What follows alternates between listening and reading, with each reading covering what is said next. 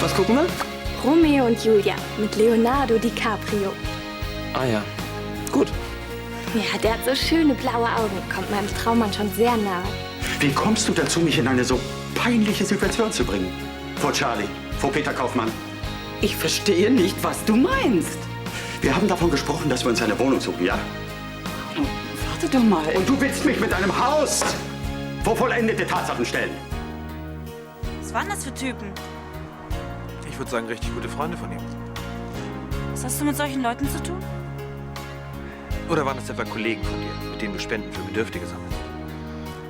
Ich glaube, du gehst besser ins Bett. Und den Film? Morgen ist auch noch ein Tag, okay? Nein, ich will nicht. Alexa, jetzt komm.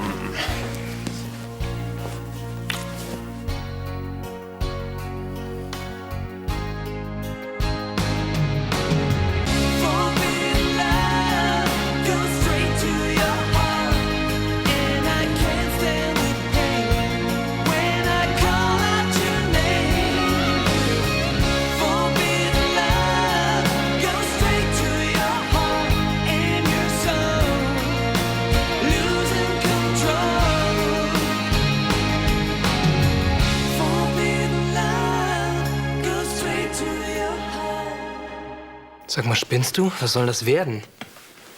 Ich weiß nicht. Oh, mir ist so schwindelig. Ich glaube, ich muss sofort in mein Bett. Ja, das glaube ich aber auch, wenn es schon so weit ist, dass du über mich herfällst. Was mache ich? Ach, Dave, vergiss es, okay? Oh, es dreht sich auf einmal alles. Alexa, du bist total besoffen. Der Boden ist ganz schief. Komm, du bleibst am besten gleich hier auf dem Sofa. Du schaffst es eh nicht mehr ins Schlafzimmer. Ich bin so müde. Mann. Also, dann schlaf mal schön. Hier. Beim nächsten Videoabend gibt's nur Limo.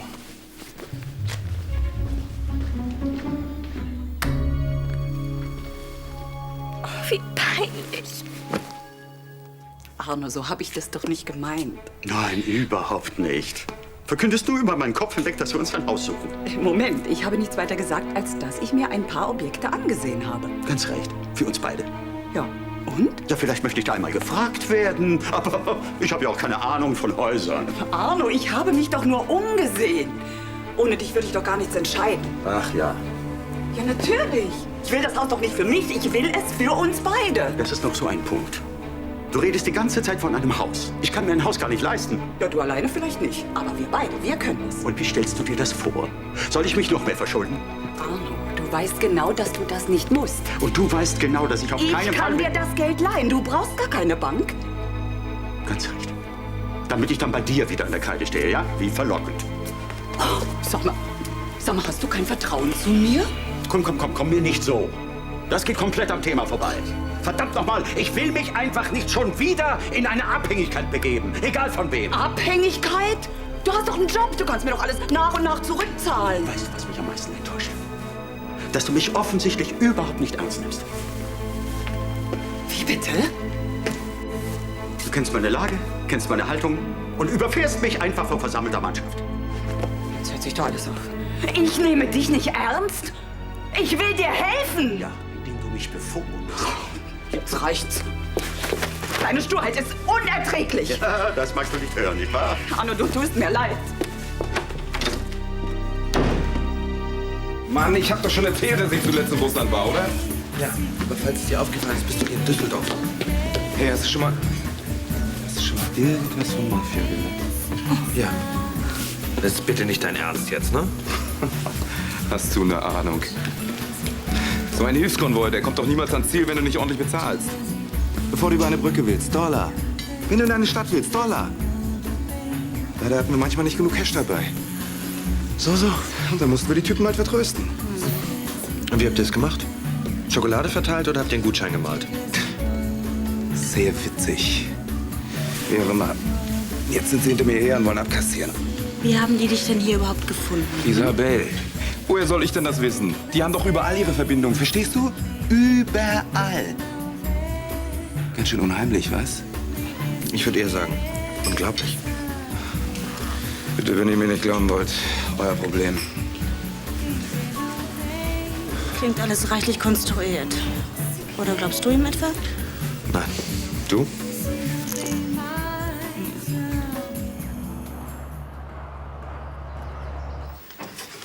Mom, was machst du denn hier? Ich hatte keine Lust, alleine zu frühstücken. Ich habe uns belegte Brötchen mitgebracht. Oh, super. Ich habe noch nicht gefrühstückt. Na, wunderbar. Der Kaffee ist auch schon fertig. Hier. Danke. Ich freue mich zwar über deinen Besuch, aber wieso bist du nicht bei Arno? Wir hatten gestern Streit. Habe ich mir irgendwie gedacht. Und worüber? Über unser gemeinsames Zuhause. Er ist eingeschnappt, weil ich mir schon ein paar Objekte angesehen habe. Was passt ihm daran nicht? Dass ich eigenmächtig gehandelt hätte, ohne seine ausdrückliche Zustimmung. Aber wieso? Ihr wollt doch zusammenziehen. Ja, aber nicht in ein Haus. Arno möchte gerne eine Wohnung mieten, weil er sich seiner Meinung nach nichts anderes leisten kann. Ah, daher weht der Wind. Dabei könnte ich ihm seinen Anteil vorstrecken oder das Haus auch erst mal alleine finanzieren. Könntest du. Hier. Danke. Wenn Arno nicht Arno wäre. Jede Gefälligkeit ist für ihn immer gleich ein Almosen. Der ist ja so stur. Stur? Ich würde eher sagen, er ist ein riesiger Egoist. Oh nee, das stimmt nicht. Doch. Er will immer, dass alles nach seiner Nase geht. Das sehe ich ein bisschen anders, aber ach, das ist auch alles mein Problem. Und, was hast du mit deiner Renovierung geplant? Hast du genug Helfer? Wir fangen schon mal alleine an. Die Handwerker kommen dann später. Wenn ich Zeit hätte, würde ich dir gerne helfen, aber ich muss schon wieder los. Kein Problem. Also dann gehe ich mal. Danke für den Kaffee. Danke für die Brötchen. Und ärgere dich nicht so über Arno. Ja, das ist leichter gesagt als getan. Morgen. Morgen, Arno. Charlie, Na, ist die Elisabeth schon weg oder kommt sie noch? weder das eine noch das andere. Wir hatten eine kleine Meinungsverschiedenheit. Sie ist zurück ins Hotel. Oh. Danke, Angela. Das tut mir leid. Aber sag mal, das ging nicht etwa um das Haus? Du hast gemerkt, dass mir das Thema nicht gepasst hat, was? Ich kenne dich besser, als du denkst, mein Lieber. Es ging also darum? Ach, Elisabeth will nicht begreifen, dass ich mir im Moment kein Haus aufladen kann. Ich bin froh, wenn ich glimpflich aus dem Prozess rauskomme. Naja, das verstehe ich, wenn man natürlich sowas vor sich hat. Außerdem bin ich noch in der Probezeit. Eine Wohnung wäre viel vernünftiger. Aber sie will ein Haus. Aber Elisabeth könnte es sich doch leisten, oder? Sie schon. Verlangt sie denn, dass du dich finanziell engagierst? Nein. Was macht dir denn dann zu schaffen? Versetz dich doch mal in meine Lage. Elisabeth und ich wollen ein Haus kaufen. Ich kann nicht mal die Garage bezahlen. Wie komme ich mir da vor? Arno, was ist denn dabei, wenn in einer Partnerschaft der eine dem anderen hilft? Ich bin der andere. Seit Wochen. Also schön. Nehmen wir das umgekehrte Beispiel. Du könntest dir ein Haus leisten, Elisabeth aber nicht. Hättest du dann ein Problem? Ich kann mich vor dem Prozess nicht auf finanzielle Abenteuer einlassen. Das ist der Punkt. Arno, ich habe dir eben schon gesagt, ich kenne dich besser, als du denkst. Ich merke genau, wenn du flunkerst. Es geht gar nicht um den Prozess. Es geht wieder mal um deinen Stolz.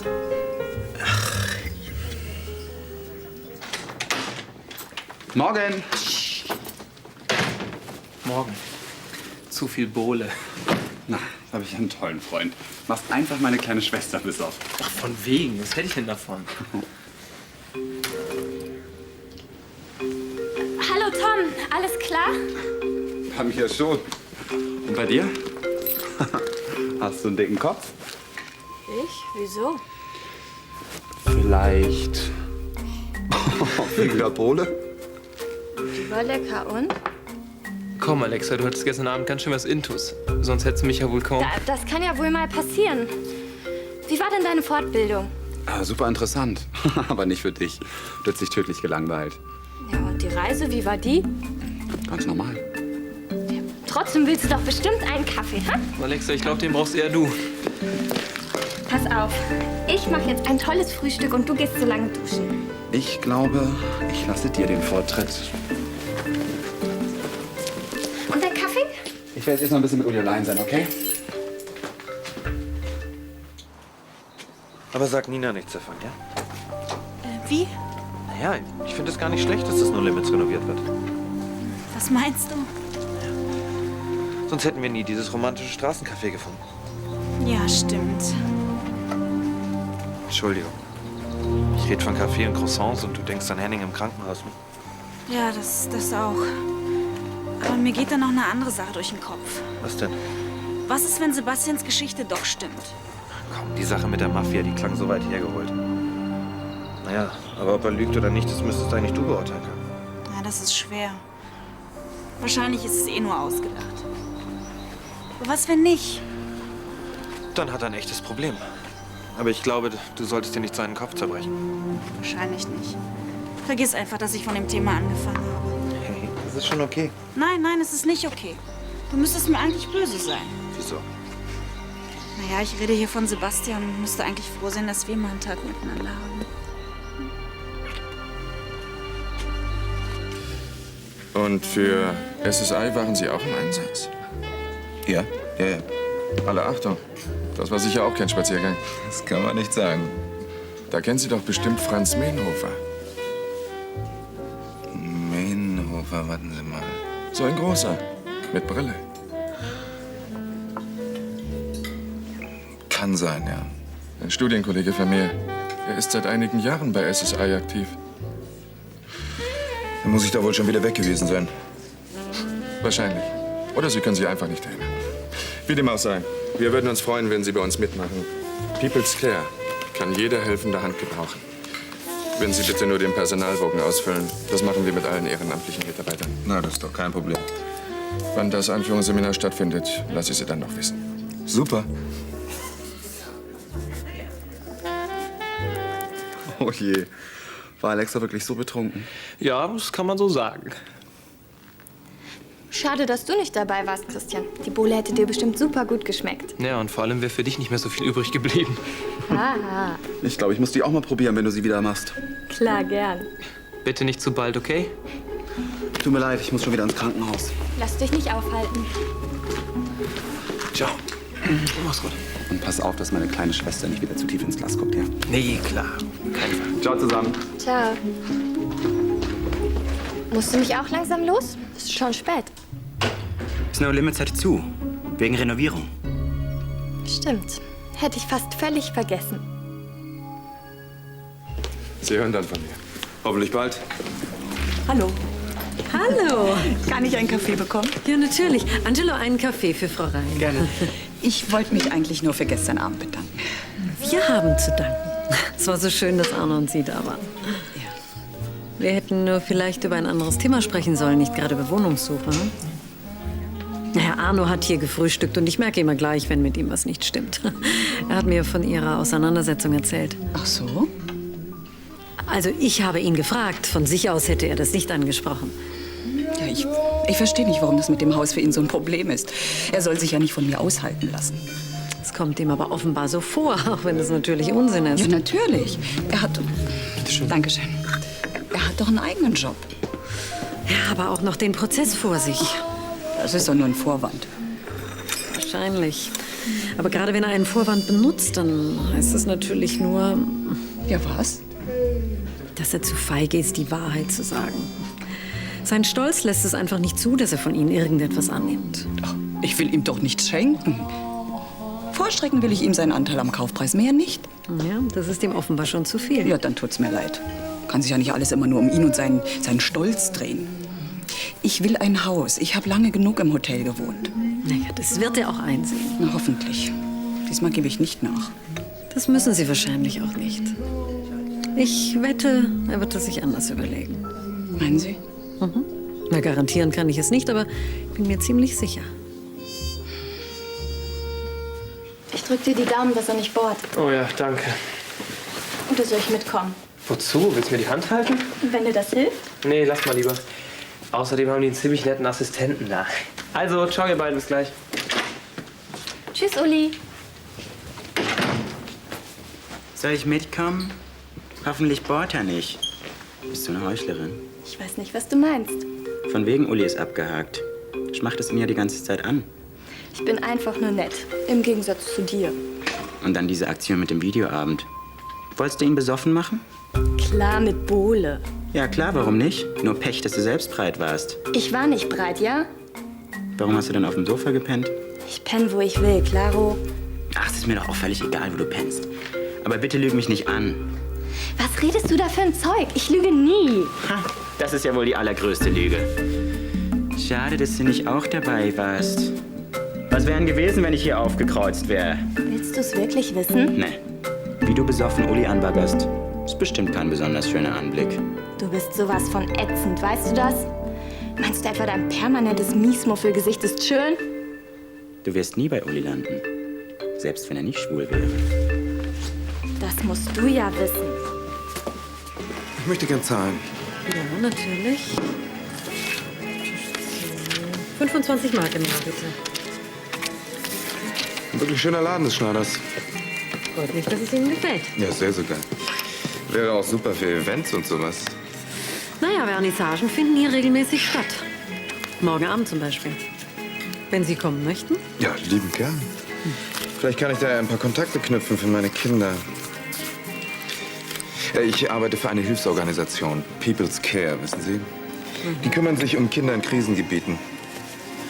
Ja, die Kleinen, die leiden wirklich am meisten. People's Care, ja, davon habe ich schon gehört. Aber Sie wollen wohl nicht mit einer Spendenbüchse rumlaufen, oder? Keine Angst. Ich versuche nur mit Leuten ins Gespräch zu kommen. Dann fangen Sie doch mal mit mir an. Ja, wären Sie denn bereit, etwas zu tun? Warum nicht? Hören Sie mal, lassen Sie uns doch Nägel mit Köpfen machen. Ich mache Ihnen einen Vorschlag. Alle Einnahmen der Vernissage und meine Provision an den verkauften Bildern geht an People's Care. Ist das eine gute Idee? Ja, ich rede sofort mit unserem Büro. Sie hören von mir? Ja.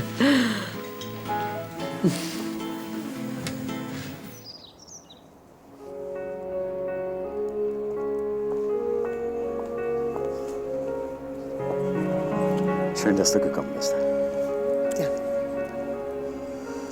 Gehen wir ein Stück? gerne.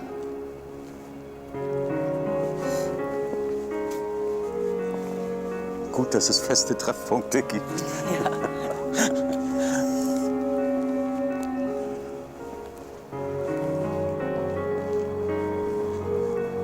Gibt es was Neues von Henning? Nein, geht ihm sehr schlecht nach wie vor. Das ist furchtbar für ihn und seine Familie. Elisabeth,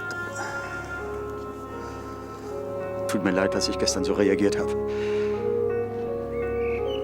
Der Prozess liegt mir im Magen. Ich verstehe schon.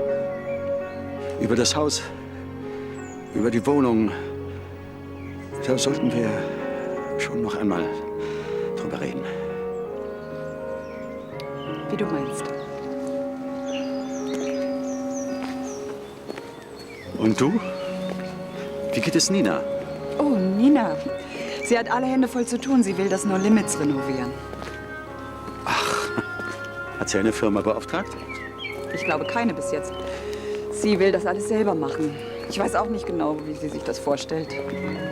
Sag mal, ich könnte ihr doch vielleicht einen Tipp geben. Ja, sicher.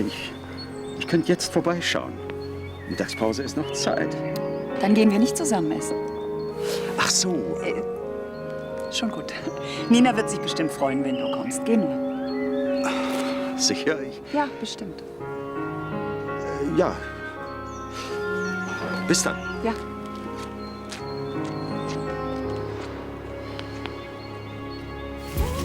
Oh, hallo, ihr zwei. hallo, Frau Schneider. War gut, dass ich Sie Kann ich irgendwas für Sie tun? Hoffentlich. Ich müsste Ihren Bruder dringend sprechen. Worum geht's denn? Kann ich Ihnen vielleicht helfen? Es geht um die Vernissage morgen Abend. Ich möchte eine Hilfsaktion daraus machen für People's Care. Kennen Sie die Organisation? Kommt mir irgendwie bekannt vor, aber... Kümmern die sich nicht um Kinder in der dritten Welt? Ja, in Krisengebieten generell. Ich finde das eine tolle Sache und möchte die Einnahmen aus der Vernissage spenden. Jetzt hatte ich eben die Idee, Simon könnte vielleicht Cocktails mixen. Umsonst. Glauben Sie, er würde das tun? Bestimmt, aber ich werde ihn nachher gleich fragen. Prima. Was wollt ihr trinken? 2 Espresso? Ja. Angelo bringt sie gleich. Vielen Dank. Siehst du, so muss Hilfe aussehen. Reden kann jeder. Denkst du da vielleicht an jemand Bestimmtes? Das könnte sein. Wir können die Leute von People's Care auch gleich fragen, was sie von Sebastians Geschichte halten. Wahrscheinlich genauso viel wie wir. Nichts. Gab es irgendwelche Anrufe für mich? Ja, Charlie Schneider wollte irgendwas. Es geht um die Vernissage morgen. Ah ja, ich rufe sie gleich zurück. Uli, bevor du anrufst, kann ich dir was sagen? Klar. Es geht um den Kuss gestern. Daran kannst du dich noch erinnern? Ja, es tut mir leid. Die Bowle, ich habe einfach zu viel getrunken. Schon okay. Und Tom und Christian sagst du nichts? Oder hast du... Nein. Danke. Das wäre mir total peinlich. Das kann ich mir vorstellen. Christian würde das gar nicht gefallen, was? Genau. Er ist ja ziemlich wichtig. Könnte sein. Das habe ich schon gemerkt. Du magst ihn sehr, stimmt's? Von mir erfährt er nichts. Und der Kuss... Welcher Kuss? Also ich kann mich an gar nichts erinnern. Tut mir leid, die Pinsel hier sind auch alle vertrocknet. Na super, dann kann ich ja noch mal zum Baumarkt. Nee, lass mal, ich mach das schon. Bist du sicher? Ja klar, mit dem Roller komme ich ja auch viel schneller durch. Danke. Wir haben zu wegen Renovierung. Ja, deswegen bin ich hier. Hallo, Nina. Hi. Wie ich sehe, willst du renovieren? Und? Ich wollte dir vielleicht meine Hilfe anbieten. Mein Know-how. Danke, aber ich komme allein zurecht. Wenn ich dir mal einen guten Rat geben darf, widme dich lieber meiner Mutter. Wie meinst du das? Dass du mal über sie nachdenken sollst, über ihre Wünsche und ihre Gefühle, anstatt immer nur über dich selbst. Hat sie sich über mich beschwert? Nein, ich beschwere mich. Sie verteidigt dich sogar noch. Du nimmst überhaupt keine Rücksicht auf sie. Meinst du? Ja, du bist und bleibst ein verdammter Egoist. Was mit Mom ist dir doch total Schnuppe. Wie kommst du darauf? Bei Erika war es doch genauso. Nix Unfall hat uns alle ganz schön geschockt. Ich kann das auch irgendwie noch gar nicht glauben. Was machen wir jetzt noch mit dem Nachmittag? Du, wir könnten in diese Therme fahren, von denen Nina mal erzählt hat. Ja, gern. Gut, dann lasst uns mal los. Frau Schneider, könnte ich bezahlen? Ja, das sind 10 Mark. Sehe ich euch den morgen Abend? Bei der Vernissage? Ja, natürlich. Schön. So, danke. Danke. Ach, der schon wieder. Ah, Sie kommen gerade richtig. Darf ich vorstellen? Sebastian Leutner, Initiator unserer Hilfsaktion. Ein Mann, dem das Wohl seiner Mitmenschen am Herzen liegt.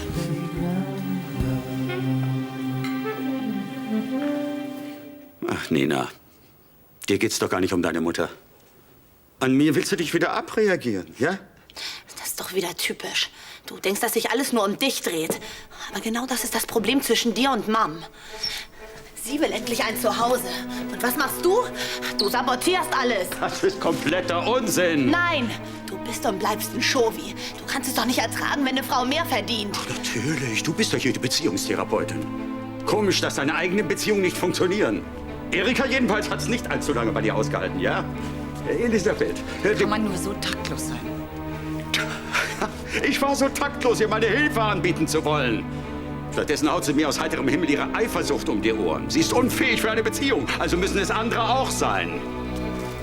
Du legst dich mit meiner Tochter an? Du legst dich mit mir an? Ich weiß nicht, wie es da noch eine gemeinsame Zukunft für uns gibt.